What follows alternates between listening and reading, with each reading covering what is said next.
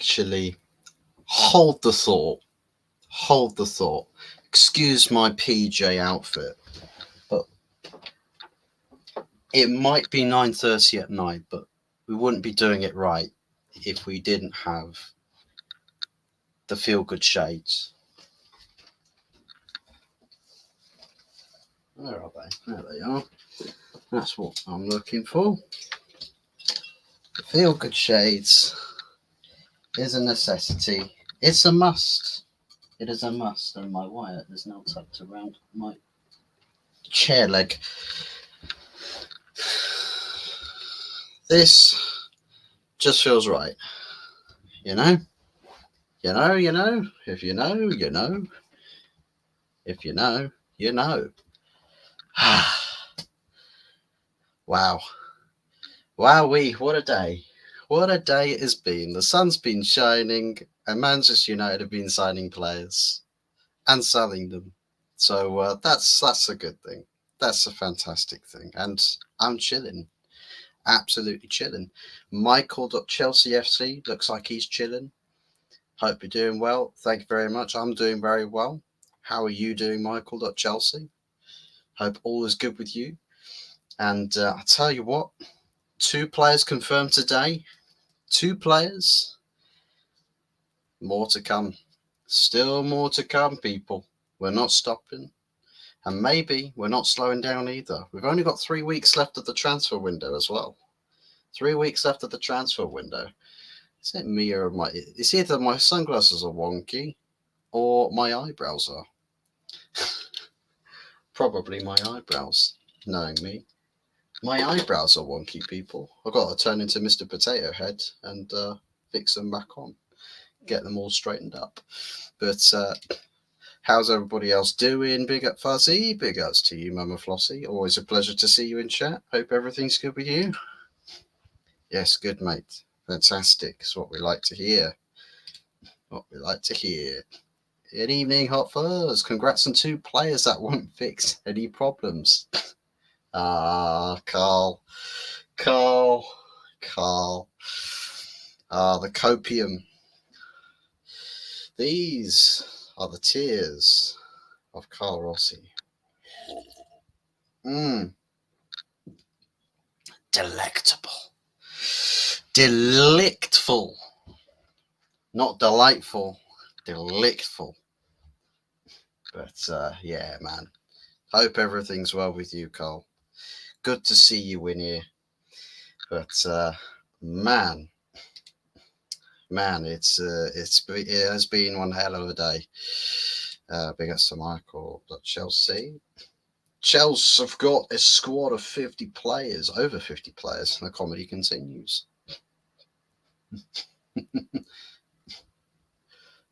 Factual information.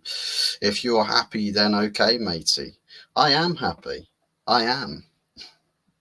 We've signed an actual decent centre back, and as a follow up to another decent centre back, with a prospect signing in Lenny Oro. Unfortunately, he's injured for a long time, but we're adding layers. We're piecing it all together, and not just that, but also signed his buddy and partner in crime, Nasser Mazraoui at right back.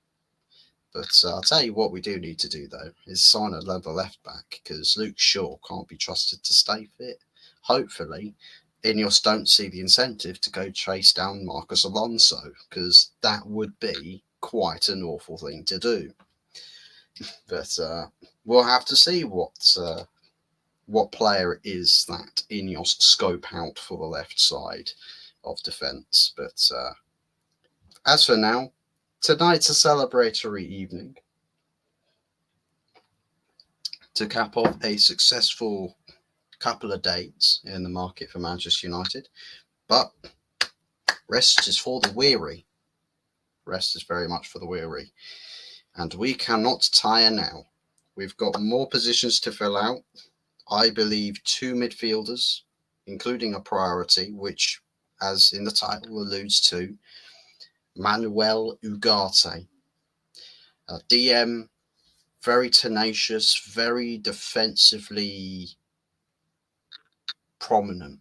Very defensively prominent. Maybe not quite, say, your tiki-taka expert, the possession playing type number 6, but a player with more than a few really appreciative qualities in defence. So it's a couple of thumbs up for me. And if it benches or keeps McTominay and Christian Eriksen and perhaps Casemiro out of the team, the better. You know, there's a lot of deadwood in that midfield that we still got to get rid of. Whether we can do it this window, I doubt. I very much doubt. I think difficulties that pose themselves in trying to offload a lot of these big players, big wages, massive wages, but low, transfer market values. We're faced with all sorts of difficulties. Ineos, they can work as many miracles as they want. These ones are probably a bridge too far, I reckon. But Manuel Ugarte, from what we hear, is progressing nicely. I think PSG, by the looks of it, have cracked with their pricing, their asking price. They were absolutely adamant. We're not dropping our pricing. No chance, no shot. Keeping it very sturdy, set the bar and keep it there. This time around, however, by the looks of it, the tune's starting to change. They're fine-tuning the instrument a little bit. They're playing a different tune. It sounds different as we go through this week, and hopefully, I think a lot of optimism is that we can have this deal done by at least this weekend. And if we can do that, we would have played Fulham by that point. But if we can do it over the next weekend, that would have the signing of Ugarte essentially prepped and readied for the Brighton game that follows in the next weekend after that. So yeah, it's all looking positive at the moment for Manchester United. Of course, the signings of today with De Ligt and Mazraoui, shirt numbers also confirmed with that. De Ligt will wear the number 4, and Mazraoui will wear the number 3. So a little bit of info there. So if you're heading down to the mega store at some point in the near future, not so distant future, then at least you'll know what sort of shirt numbers you're going to get if that's the sort of player that you'd like to get on the back of your shirt. So yeah, we'll have to see what happens with that. See how well the shirts sell this summer. That'll be interesting to pay attention to. We had more relentless PR today. Felix, Palmer, and Osimhen. I've seen that Palmer stuff. What in God's name? Literally, 2033 is where his contract extension. His contract now expires in 2033. Most of us will be in our midlife crisis by the time that Chelsea's current Cole Palmer, newly signed Cole Palmer contract expires. So, I mean, make of that what you will. All of our lives will be significantly different by the time Cole Palmer, his Chelsea contract expires. It's an absolute madness. Osimhen deal, don't know how that's going to happen. If it is going to happen, Joao Felix seems like a partially logical deal, I suppose, with the experience of a loan deal there previously, plus he's better up top than Nicholas Jackson, personally, I feel. So, yeah, better goal scoring record, and also keen eye for the creativity as well. Help bring guys like Neto and Mazraoui or whoever is on the right-hand side or on the opposite side to Neto, because I know Neto's definitely going to end up starting with you guys. Just seeing what the creativity he would bring to that team in the front lines, and Cole Palmer alongside him as well. Can't go wrong with that. But I suppose you have to beg the question, would it cancel each other out if Cole Palmer plays more progressive, but then Felix drops deeper? Will they get on each other's toes? Samuel Ingram, how are we doing? I believe you're new to the channel, so if you are, welcome on in. Cashing on Luke Shaw, Rich T Biscuit Knees. Factual information, man. Literally, this injury news.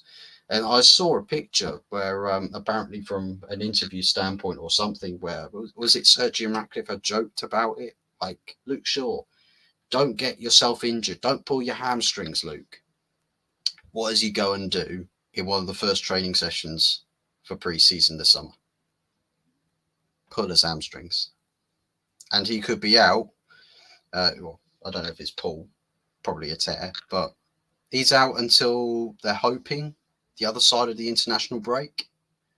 That's ludicrous. That's like mid-September time that we're expecting him back.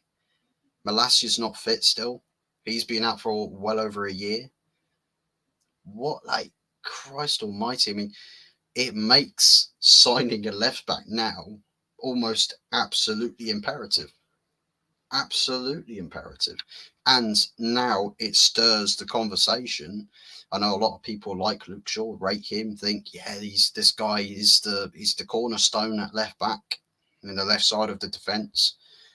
For me, if that's his injury record, if this is what's to come with Luke Shaw,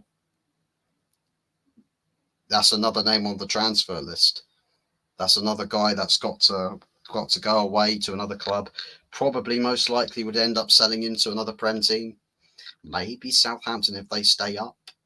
We could probably do a deal with them, sell him back to Southampton because he's been here for how many years was it? That's 2014, the beginning of the 2014-15 season. So that's 10 years. 10 years that Luke Shaw's been at this club. 10 years. He's been here for bloody ages. Crazy stuff. And maybe, with all good things come to an end. And perhaps this is another one of those examples, Luke Shaw, he's run his race with the club. Time to move on. Time to upgrade or, progress. Time to evolve. Get with the times.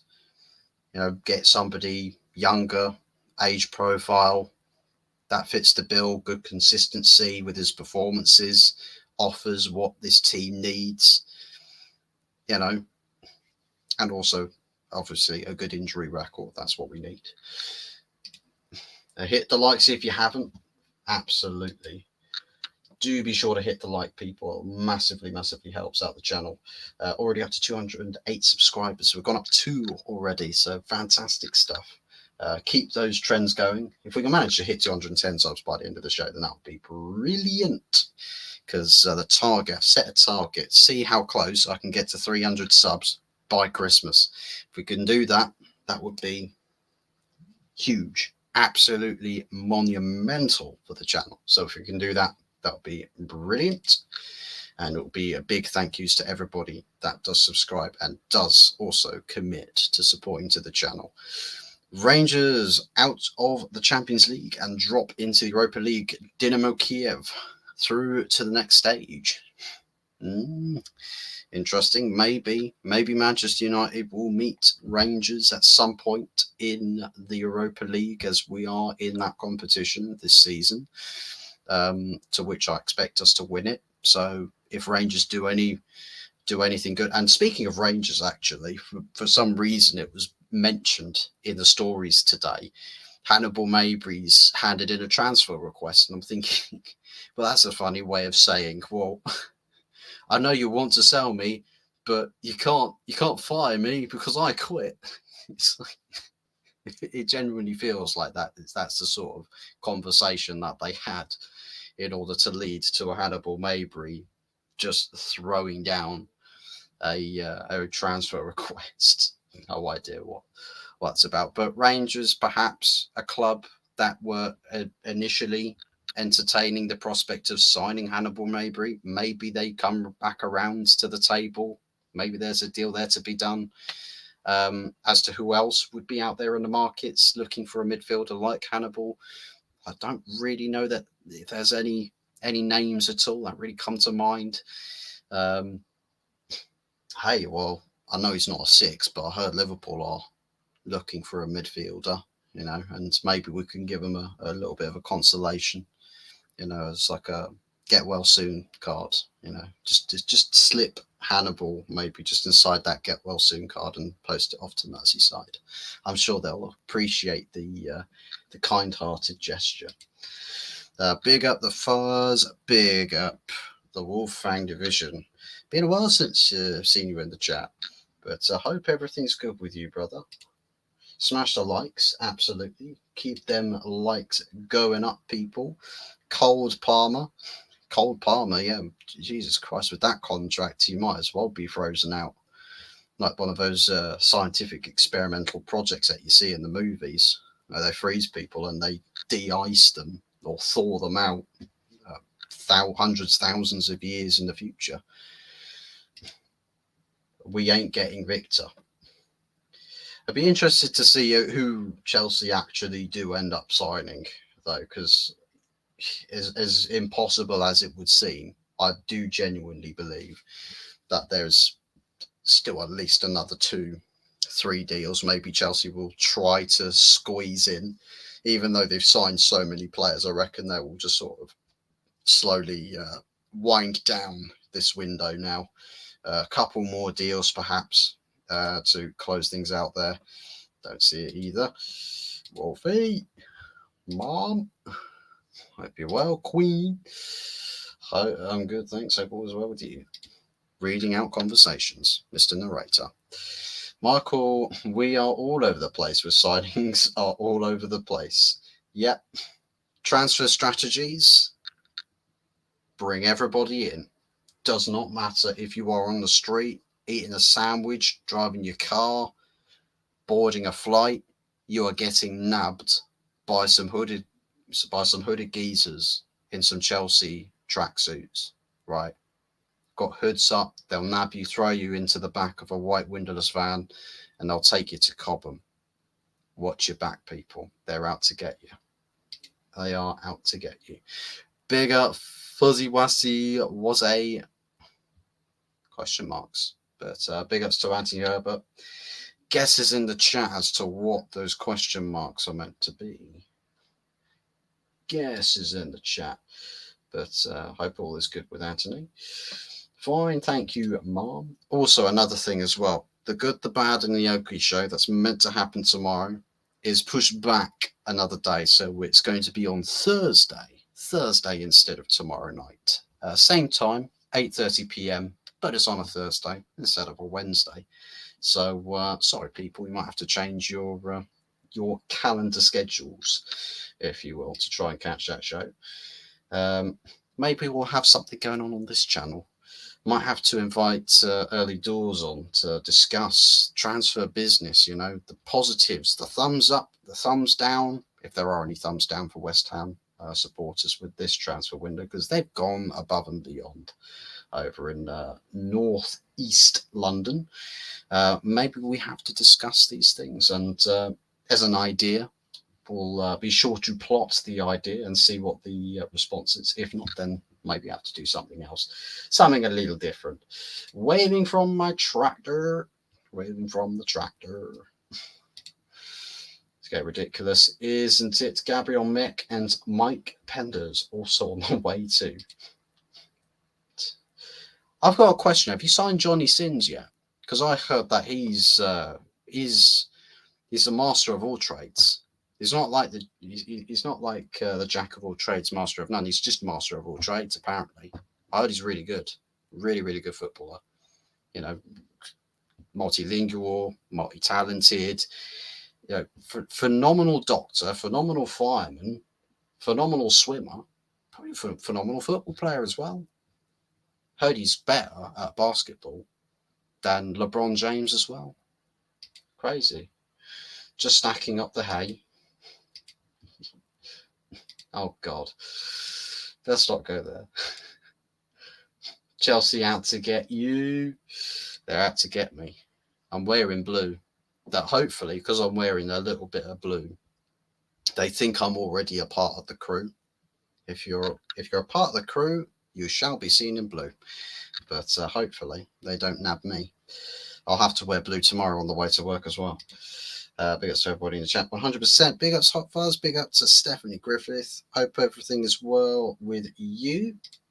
9 likes. Good stuff. Keep it coming, people. Keep the likes rising. Actually, Herbert, so you are coming in with a haymaker. A haymaker. A hay layer. A hay stacker. He's a hay stacker at the moment. Oh, with that comment. Stephanie, of course. Of course. Good stuff. Lovely stuff. So, yeah, let's talk about the prospects with other midfielders. There is another deal that was trending through the articles today about perhaps backup options or plan Bs. You know, some plan Bs out there in the transfer worlds. Yusuf Fofana again mentioned as a name that we've been touted and linked with. Supposedly there was something that happened in terms of progressing the deal where like a club's agreement type of thing or a proposal was officially sent to Monaco. Apparently it's all speculative. There's no absolute guarantees or signed, sealed, approved messages per se, but apparently we'd done something with the deal of Yusuf Fofana that put us way ahead in the race to acquiring the player's signature. Of course, as it stands, player wants to go to AC Milan. Would I be happy with that sort of a deal? For a backup option, I think might have to be a bit more pushy in terms of getting somebody out the door to make that happen. And that's on top of perhaps a sale in order to bring Ugarte in as the priority midfielder. And, then we get a backup after that. That's the intent. That's what I'd like for us to see. As per the top journalists out there, they've alluded to the business model looking a bit more like a 2-player signing after the double deals confirmed today, which would mean Ugarte is one of those deals, and then perhaps a left back because Luke Shaw injury issues, not concerns, just straight up issues. There's no fit left backs at the club at the moment, and we've got 2 fit right backs. One that both could actually play left back, to be fair to them, but hopefully not the case that we have to push a centre back out into left back. But if we're going to have to do something like that, then maybe Hermoso deal makes a lot more sense. But we've already rubbished that. We've already said, nah, thanks, you're all right. I'm not going to go for the Hermoso deal. We prefer going after somebody else. Personally, if I wanted to pick somebody out, Kadioglu seems like a decent name to go for. He's a bit more modernised, I think, quite highly touted. And probably, given that he's at a Turkish club, wouldn't demand too much on the fee front. So I feel like that's the sort of deal that Manchester United should be looking at, because as I've said before, a little while back, the big money deals are the ones you do first, and you round up the window with all of the smaller transactions here and there.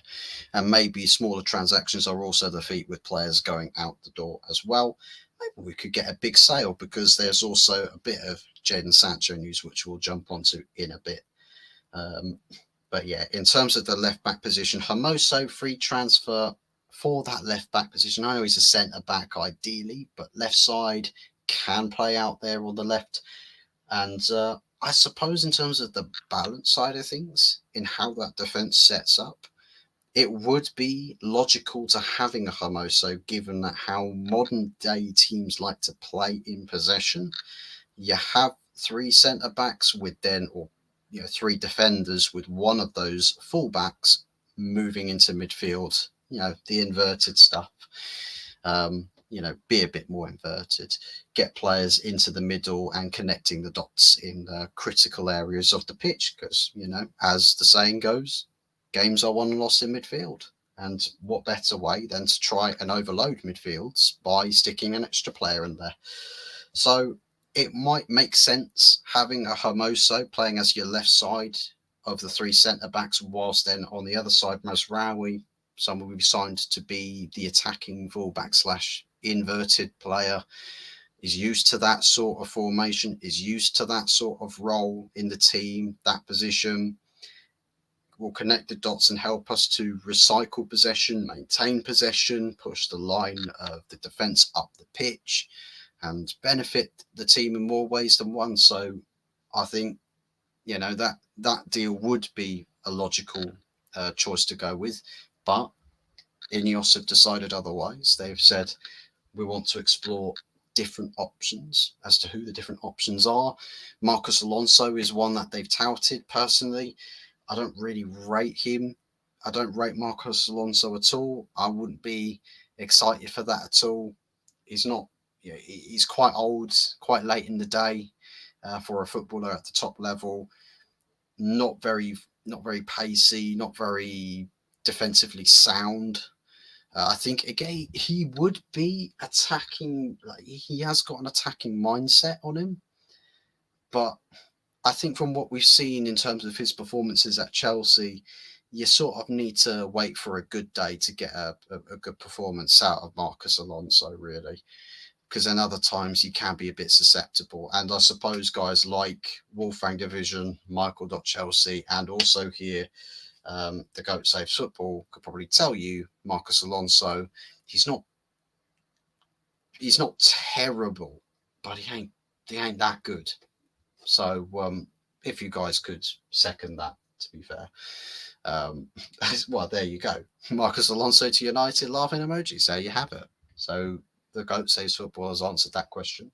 Maybe a little input from Wolfgang, if he's still here, and also Michael, might be able to help give more votes towards the general consensus about the player. Got big news feed that's just come up on my screen. Get away.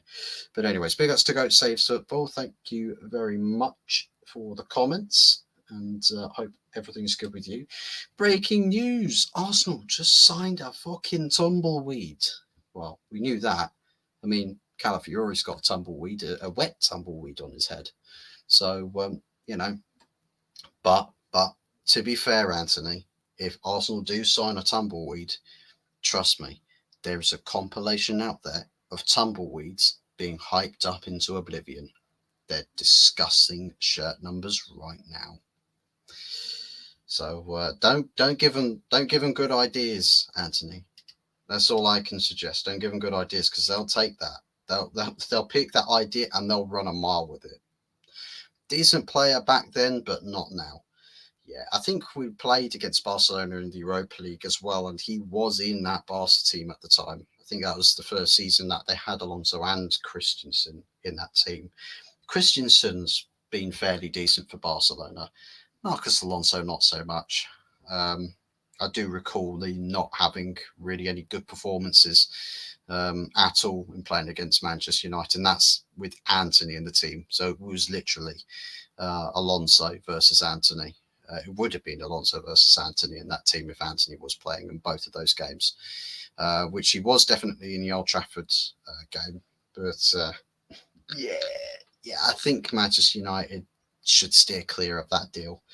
I know Alonso might be the cheap deal, but for me, there's plenty alternatives that I think would tick more boxes for Manchester United. Michael's going live on his channel soon as well, I believe. Well, I don't know personally. I don't know whether he is or isn't going live, but we'll look into it.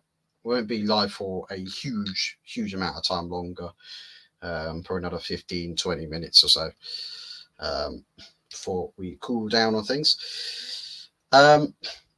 Let's talk about Jadon Sancho, because there is just a couple of pictures confirming those shirt numbers. There is a bit of information about Jadon Sancho and PSG. Once again, PSG coming forth with interest about Jadon Sancho. there is a rumoured, well, not rumoured so much, but a fee that United are supposedly targeting to try and achieve when it comes to doing negotiations with PSG. Maybe might be a bit of a two-way sort of mind games type battle thing where it's like, well, you like our player, so we'll charge you this highly fixated fee that won't come down unless you outright pay it. Then we'll outright pay for your for your player. But would we do that, and would they do that? I don't think so. I think there's probably going to be that sort of standoff that instead of a shootout, it's going to end up with, holstering the weapons again. And I think that's where this deal probably will go. And I think that's what some of the talks today, some of the murmurings about the Ugarte deal are alluding to. A little bit of this, like, yeah, well, we will probably bring that fee down a little bit, because I know ideally some may say, well, we don't need to sell him, we don't want to sell him, we don't have to sell him. Well, actually, yeah, we kind of do. We kind of do need to sell him. So yeah, we'll drop it by about 5 mil. Sorry, what was that, Pitchy? Drop it by 5 mil. What about 7.5? About 7.5. 10 towards 10, just trickle the pricing down a little bit, a bit of a haggling here or there. But yeah, I think with those sort of conversations, they're pushing in the right direction. I think the agents between player and also agents, clubs, the talks in those fronts are going in the right direction as well. They're really pulling their weight to try and get things signed and sealed and delivered, trying to get the bridges built, crossing them, and get things ticking. And George Mendes, who's done exponential work in setting things up for his agent, for his clients, I should say. And Manchester United this summer has been second to none. So, yeah, I think he'll definitely feel like it's a summer's worth of good work done if we can get this Ugarte deal done and over the line. But what's interesting to pay attention to is this Jadon Sancho story. United supposedly looking for about £50 million, if not more. Don't know how possible that's going to be. I think PSG, I don't think really at the moment all that interested in paying that amount, but very much interested in the player and the signing of Jadon Sancho, very much in the camp of yay for the player, but a little bit of nay when it comes to paying that specific fee. But supposedly player side as well wants to pull in that direction. They want to get out to Paris. They want to play for the Parisians. Whether they can get that deal sorted out in a relative time frame, we'll have to see. As per Fabrice Hawkins, MUFC asking for more than £50 million, but no agreement should be reached this week, as it's not a simple matter. Well, I mean, what is the simple matter? What would the matter be? I don't know if it is in relation to the matter referring to Man United really pushing hard to say, well, Ugarte, we're trying to take Ugarte from you. You'd like to take Sancho. Well, come on, there's a compromise there. Let's explore that deal in a bit more depth, because the tying information with that deal, or the information for that deal, Fabrizio also says about Sancho is that United haven't received any bids for Sancho despite the interest. Sancho's future remains open, could still leave United in the final weeks in case of an important proposal. Decision will be up to the club and manager Erik ten Hag. But I also think player as well, because I think the player, if he's keen to leave, then it's a case that the manager won't stand in the way. So I think it's a bit of the player side that decides it, where the club manager won't oppose the departure of Sancho if he so chooses to cast his requests. So we'll have to see what happens in that regards. But Fabrice Hawkins did also say at the time of mentioning the Sancho news that MUFC are actively negotiating with PSG for Manuel Ugarte. So maybe there is truth. There is a bit of traction to the prospect that maybe there is talks about Sancho in the Ugarte stuff. Fans specifically, were touting that as the potential. We want to, the club wants to get rid of Sancho, so there you go. There's do the deal that way. Save a little bit of money on both sides of the argument. We give them Sancho, they give us Ugarte. Wages get sorted out a little bit. We can be happy, they can be happy. They get a star in Sancho, with good personal following, good apparel, fits the Parisian lifestyle as to what Sancho's his personal interests are. I think Sancho would live it up in Paris. I really do. So it makes sense on Sancho's side of things. Whether it's whether it takes PSG's fancy, that prospect, we will have to see that over the next 2 weeks or so. And I imagine the Sancho sort of deal may take around about 2 weeks or so to get sorted out. So hopefully we do get some resolves in the Sancho story, and if we can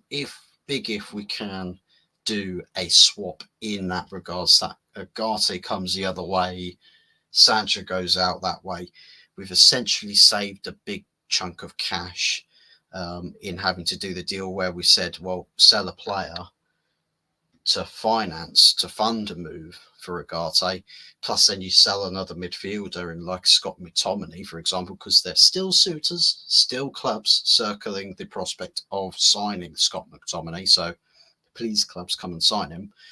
And maybe United do drop the asking price for Scott. So, I think the transfer probability of Scott McTominay is going to skyrocket. It go tenfold between now and the end of the transfer window now. But so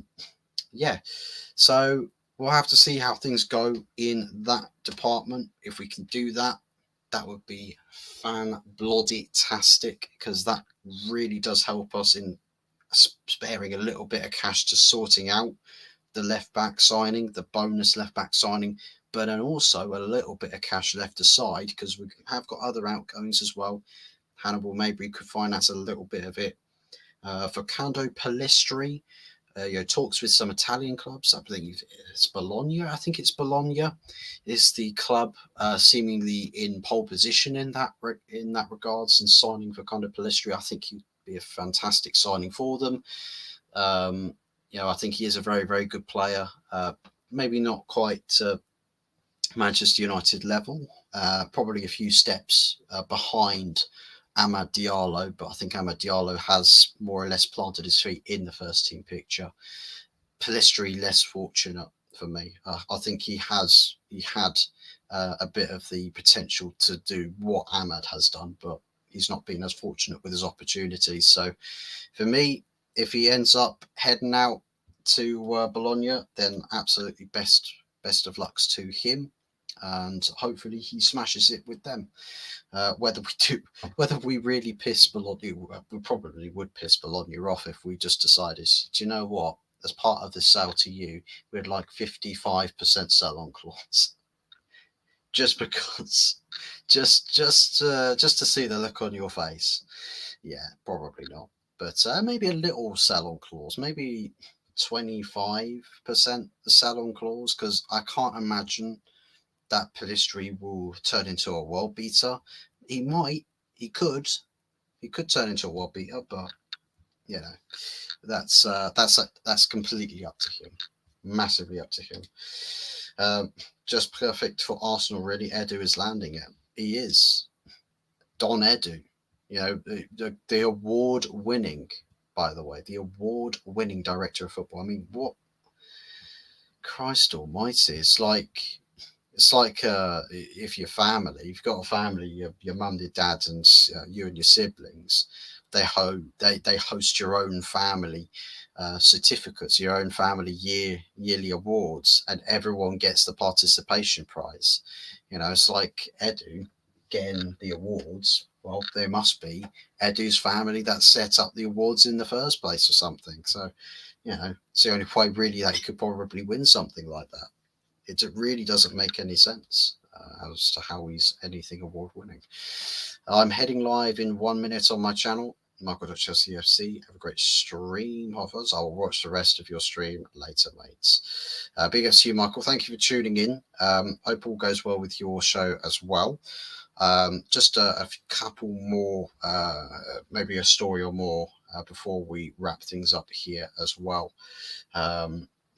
We'll talk about the Scott McTominay stuff. There is a few clubs. I think one club most specifically look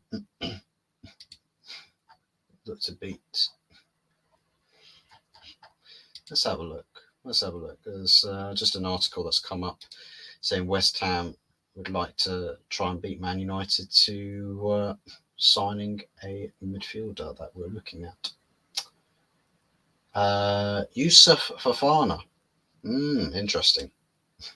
West Ham looking at Yusuf Fofana. Well, early doors, where are you? Wake up, early doors. There's another one on the cards. They're literally doing a Chelsea at this point. Seriously, if they do sign Yusuf Fofana again, great acquisition. Genuinely great acquisition for them, but bloody hell. But yeah, let's search.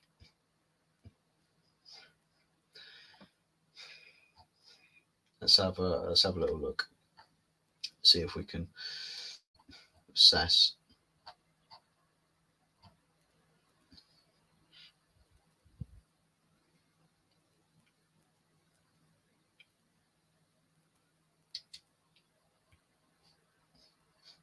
See, I don't think.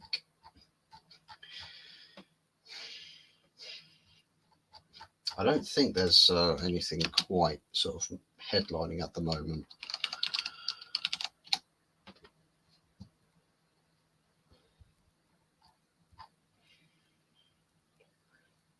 So yeah, Sky Sports on, I think it's the 12th of August, saying that McTominay could be one to watch before transfer deadline. Well, I think we all knew that.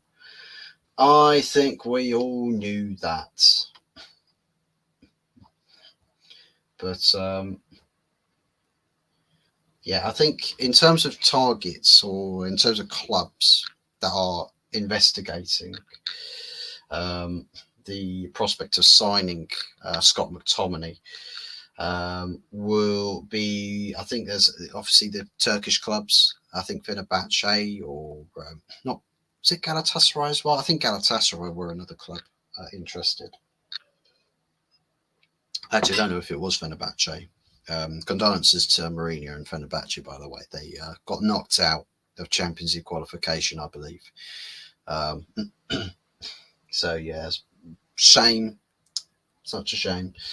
But, yeah, I think Everton is the latest Premier League outfit, because I think Fulham have called all interest in that respect, in terms of chasing or pursuing Scott McTominay. Obviously favouring other targets instead of. But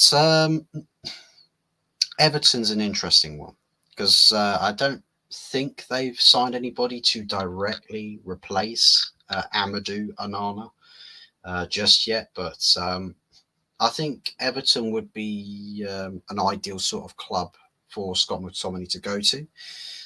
Quite a fair few Scots do feature for the Toffees, so I think in terms of a destination, if Scott were to leave Manchester United, Everton would be, a promising prospect for him. Definitely think he would keep his place in the Scottish national team. I don't think there's any doubts about that. I think the Scottish national team setup, won't have any doubts about him. But in terms of getting the game time for United, that I think is a ship that's long sailed. And I know there's the apologists, the McTominay, McSauce, McTerminator apologists out there that will say, amazing squad depth, fantastic player. I would start him ahead of everybody in the world. I think he is Mr. Manchester United, the passion he has for the show. I'm not hearing any of that.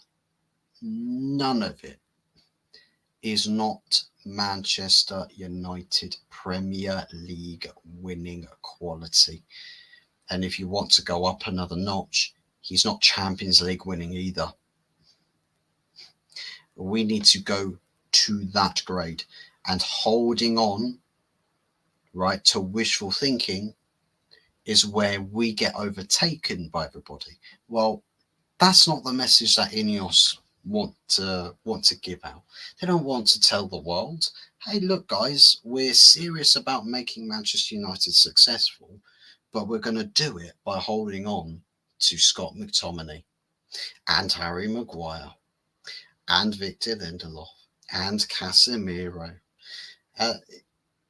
It doesn't paint the right message. It doesn't paint the right picture. I think that Ineos absolutely want to get rid of McTominay, but again, it's about what clubs are genuinely interested, what clubs are serious about pursuing the prospect of the signing. It's probably why Casemiro, the transfer front with Casemiro has gone completely quiet. Now it might open up again. You might get Saudi Arabia circle back around and say, well, actually, it might be an idea if we do sign Casemiro, if we do put some money aside for a club to sign Casemiro. It's interesting that I don't know if there is any truth to this, but supposedly N'Golo Kante is somebody that Chelsea are genuinely looking at as to re-signing for a defensive midfield position in terms of supplementing experience. I don't know if it is Chelsea, but really wacky story. But let's paint the hypothetical that that's a deal that happens, right? Let's say we're in the world that Kante moves from Saudi Arabia back to Chelsea. Casemiro becomes a big name, genuinely, because you take a prime DM out, or a big money making DM out of the Saudi league. You kind of want to put an asset back in its place. Casemiro would be a viable asset that Saudi would look into acquiring the services of, and I think probably would be happy to push big money contracts to him. If that deal comes to the table, I think anything's possible. I do think anything's possible. We've got to see that. Happen. First and foremost, he is Michael. He is.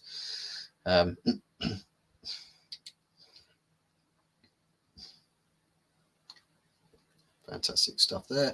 Jane Aber S. Mendy. Hi, bro. United fan here. Well, welcome to the stream, Jane Aber. If I pronounced that correctly. Apologies if I haven't. But good to see you. Welcome to the channel. Hope everything is all good with you. And tell me, man, what is your feelings about this transfer window so far? What vibes do you get? Do you take away from Ineos's first summer transfer window, with difficulties bearing in mind, and the prospect that we could have an even better finish to the transfer window, and rock up into the new season with a lot of positions and problems addressed? Genuinely. Fuzzy, I just read McTominay signed a new contract. Is this true? This is not true. If he signed a contract, he's probably signed an extension to feature on the cover of your favourite Nestle white chocolate bars. A man is selling Milky Bar merch like no tomorrow. I'm pissed with this window. Don't we all know it? Don't we all know it?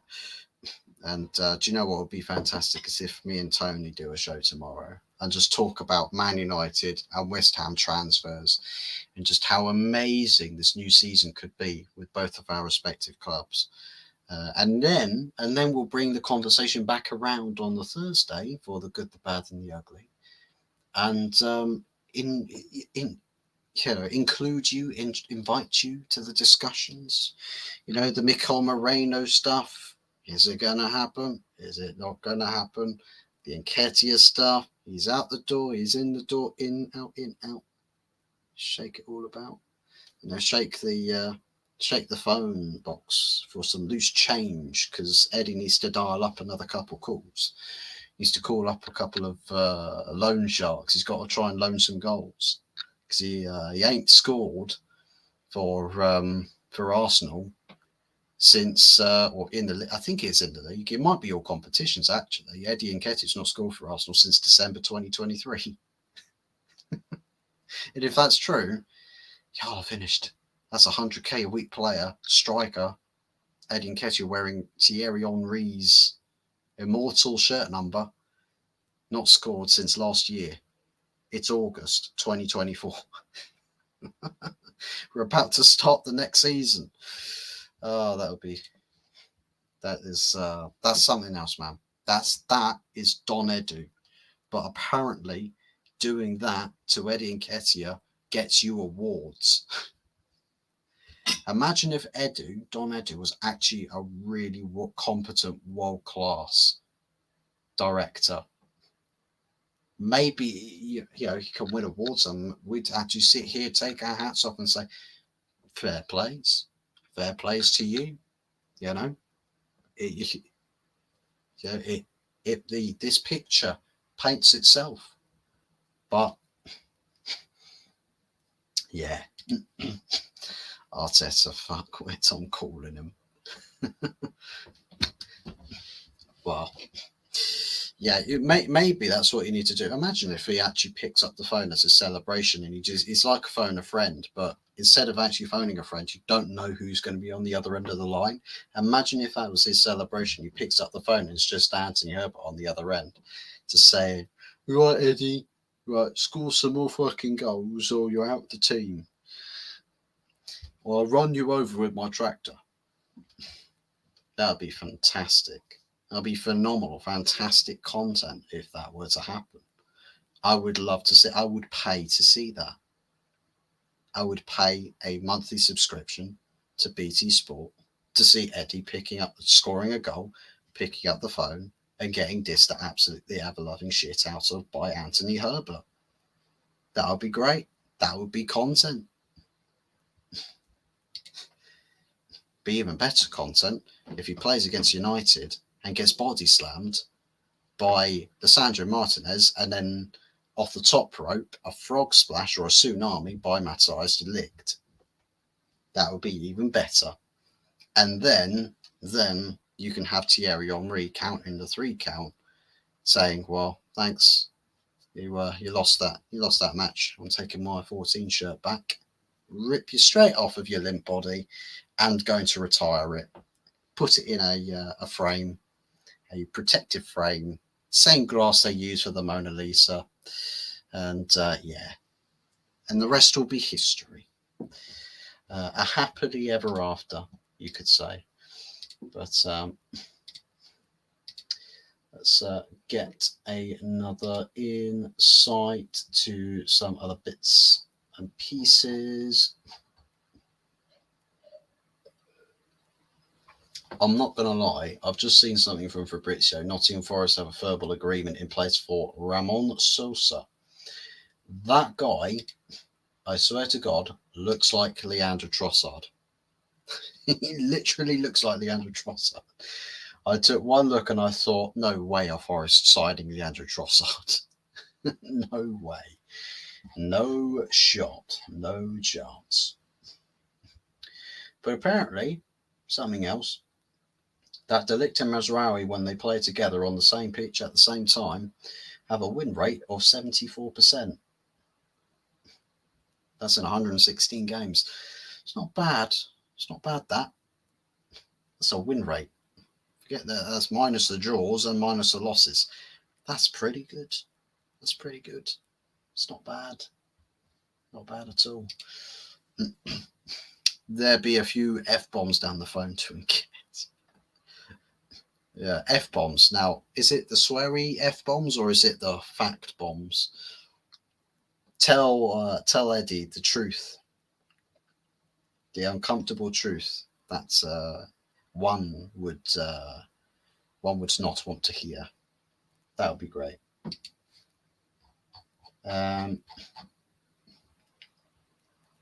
But yes, by the looks of it, there is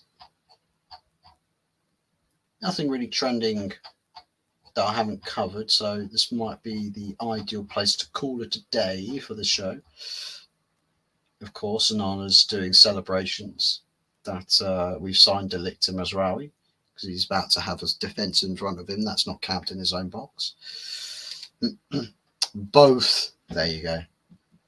Both kinds of F-bombs. Also, shout out to Ajax. I know we've pissed all over him, in various instances, and especially this window with the goalkeeper coach.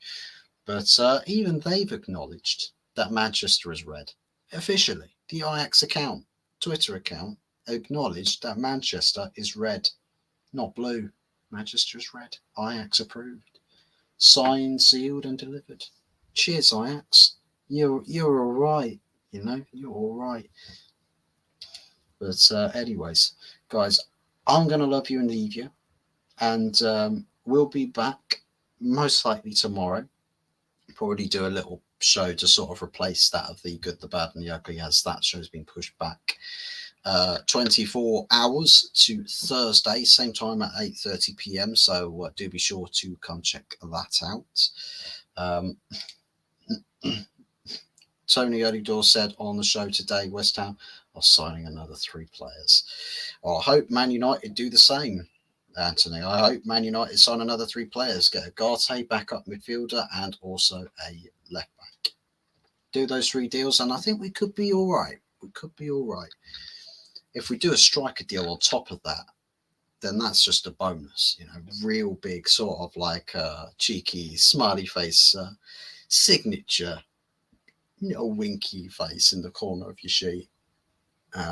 If you're a highly important legal document, but things you'd like to see. But West Ham living at large, Man United living at large, Eddie Nketiah being one. Well, you'd hope. I'll tell you, it will be interesting is if Eddie Nketiah signs for West Ham, right? And it just ruins everybody's. It ruins every West Ham fan's mood. That would be phenomenal. That would be content. You would be happy as anything. Top Gooners will be absolutely devastated, and Tony will be miserable. He'll be crying with them. It's just like, Top Gooners will be like, "What? Why are you West Ham fans crying? We've just lost Eddie Nketiah." It's like, I know, and we've picked up Eddie Nketiah. It's terrible, isn't it? Fingers crossed. Yeah, you're hoping. You are hoping. But anyways, guys, bits to everybody that's tuned in and come to say hello. The chat's been nice and active this stream. Plenty of faces. New faces, old faces, all sorts of faces, even weird ones like this one. But anyways, massively appreciate everybody's support and love on this show, and also all the support that you give to the channel. Massively appreciate it. If you guys are fans of me, do be sure to join this little bloke over here behind me. He's a fan. He lives in my bedroom. I'm not going to say any more than that. But big thank yous to everybody for liking, for commenting, and also subscribing. Up to 208 subscribers. 208. Yeah, 208 subscribers. 10 likes on the show. That is fantastic stuff. Big thank yous once again for everybody for supporting the show and supporting the channel. And I'm sure we'll be back again tomorrow to discussing other bits and pieces. If we do have a lot more news to cover, maybe we get somebody on the show as well to talk about their clubs as well. So big thank yous to everybody. Enjoy the rest of your Tuesday evenings, and yeah, we'll catch you guys very soon. Speak to you all soon. Take care, and good night. Enjoy. You had the intro, now enjoy the outro. Also, Anthony, cup your ears. It's quite loud.